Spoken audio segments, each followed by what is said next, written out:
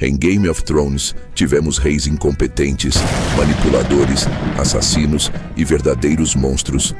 Mas 2 personagens conseguiram transformar a crueldade em uma verdadeira forma de entretenimento.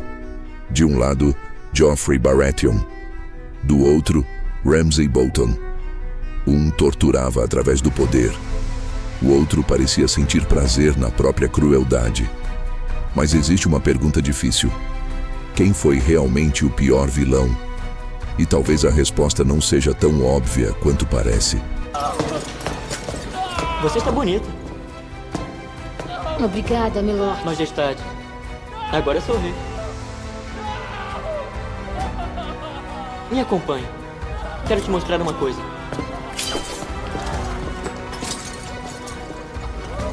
Obedeça o rei, criança.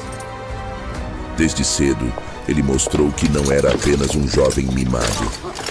Joffrey tinha poder, mas não tinha maturidade para controlá-lo. E essa combinação se tornou perigosa.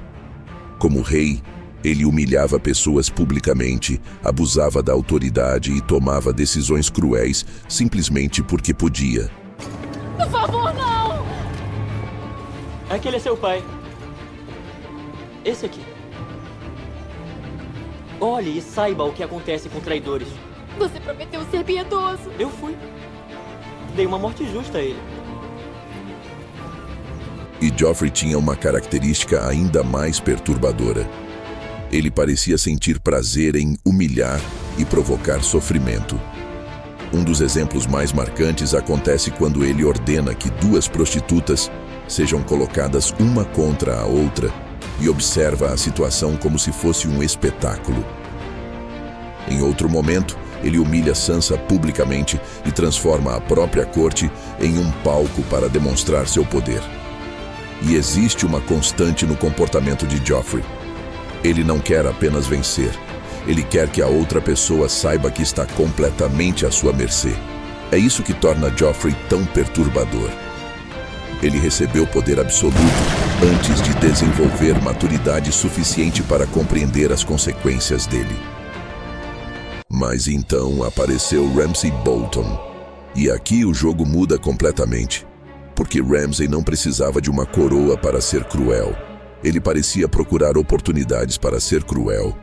Ramsay torturava pessoas, manipulava as suas vítimas e transformava o sofrimento delas em diversão. E talvez o mais perturbador seja exatamente isso. Ele parecia gostar daquilo. Ramsay não queria apenas derrotar os seus inimigos. Ele queria destruí-los. Queria quebrar a identidade das suas vítimas. E o exemplo mais evidente é Theon Greyjoy. Ramsay não se limitou a torturá-lo fisicamente. Ele tentou destruir completamente quem Theon era. Transformou Theon em Rick. E isso mostra uma diferença fundamental entre os 2 vilões. Joffrey queria que as pessoas soubessem que ele tinha poder. Ramsay queria provar que podia destruir uma pessoa por completo. Por que, Theon? Não sou Theon. Não existe nenhum Theon. Podre. Podre. Por que contou pra ele, podre? Eu não posso mais falar com você. Não precisa me dizer. Faz ideia de onde ele... Não é Theon, é podre!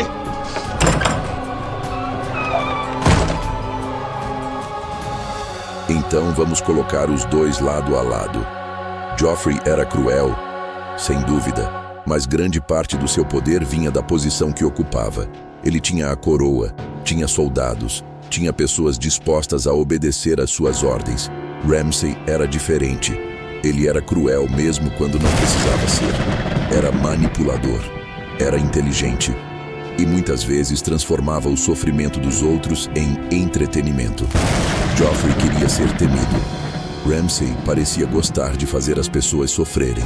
E chegamos finalmente à pergunta principal: quem foi o pior? Se analisarmos apenas a crueldade pessoal, o prazer em causar sofrimento e a capacidade de manipular as vítimas, Ramsay provavelmente vence. Mas existe outro lado.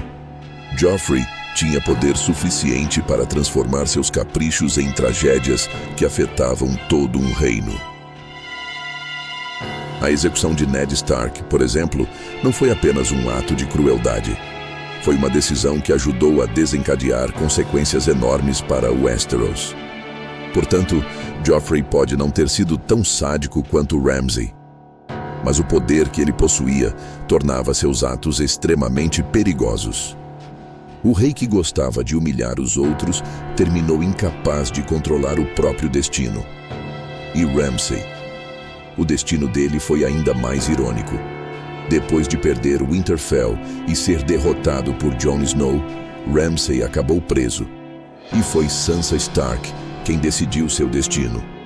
O homem que passou tanto tempo usando cães para caçar e aterrorizar suas vítimas, acabou sendo morto pelos próprios cães. No fim, os dois descobriram a mesma coisa. Poder não significa controle absoluto.